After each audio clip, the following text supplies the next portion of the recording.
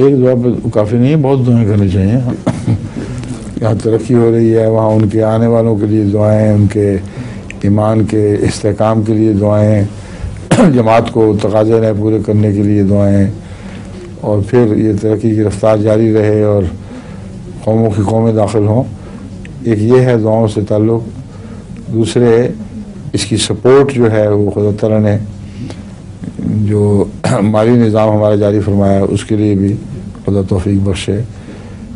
इन लोगों की तरबियत की ज़िम्मेदारियाँ पूरी करने की तौफीक बख्शे। इनमें ऐसे लोग पैदा हों जो फिर आगे काम को उठा लें और इस्लाम का पैगाम ज़िंदा रहे। इनमें खुदा परस्त लोग पैदा हो जाएं। ये दुआएं अमूमी जो तभी तकाज़े हैं, इनकी तरफ तवज्जो करनी चाहिए और अल्लाह ताला हमें जल्द अज जल्द वो फतूहात दिखाए जिनका वादा किया हुआ है। ठीक है।